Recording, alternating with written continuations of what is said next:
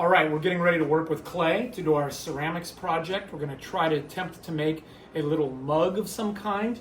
I have a template for the size of the walls of what we're going to create to make our mug. I have rolled out some clay between these slats to make sure that it is all even with a rolling pin. And again, these are the slats. Now I'm going to lay down my wall. I've already cut one out. And I'm going to lay down the wall, get this little knife tool, and I'm going to try to cut this going straight down as much as possible. And then that's going to give me what's going to become the walls of my mug. So once you get to that, this will be in your bag. You're going to try to bring these two seams together.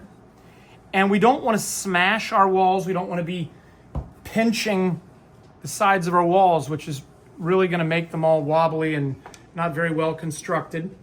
So what I would recommend doing is getting a little tool that's called a scoring tool. It's going to score up the clay, and you'll kind of pull some of the clay in one direction, some of the clay in another direction, and I might try to hide the seam before I even add any extra clay, which I am going to do.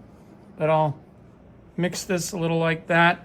And then I'm going to cut myself off a thin worm, very thin, like a little leech on here. Might even pinch it a little bit on there. I'm going to get a little bit of water, and I'm going to get a little bit of slip. Slip is the glue. It's essentially mud. The little glue that holds the thing together, and I'm going to put a little slip on there. That's the glue. Dab, dab. Get a little on there. You might even score up your worm if you can. Then you'll kind of put that on there. And again, controlling your motor skills to not like overly smash this. You might get something like the rib. That's another tool.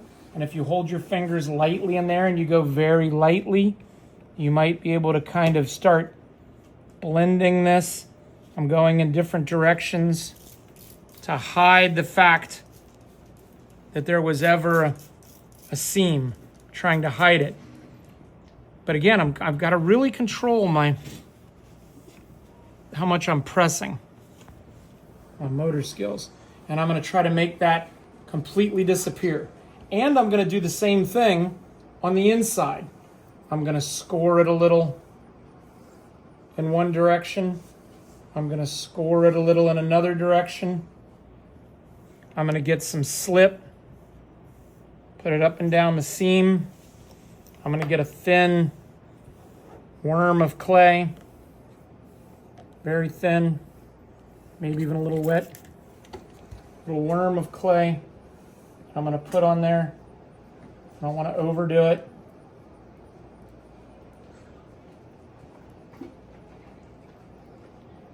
And then I might even get a tool like this when I'm on the inside, a little tool like this, and sort of go back and forth, trying to move the clay from one direction into the other direction. When you don't have the base on yet, you can kind of get in here a little bit more with your fingers and kind of, I'm lightly moving it. It's very plastic, they call it. The clay is in a very plastic state, very moldable state. And I'm trying to just hide any sign. Come on down on here and see this kind of, I can still see where I did it. I'm trying to make it so that you cannot tell when I'm done where that seam was. And that's going to take a little bit of skill. But like I said, the main problem is kids who start pinching these walls. They're pressing and they're pinching, and then everything ends up looking like a hunk of clay crud on there. You know, you're trying to, making a wonderful work of art. All right, so you gotta blend it. Oh, look at that. What? Come on, man. I did this in minutes. This is gonna, Oh yeah. we'll see how this goes for the rest of the crew. literally just kind of trying to get a perfect little, like a section of a tube in a way. We're going to put a base onto it. We'll put a little handle onto it, and we'll do a little bit of artistry on it, add some decorative elements to it.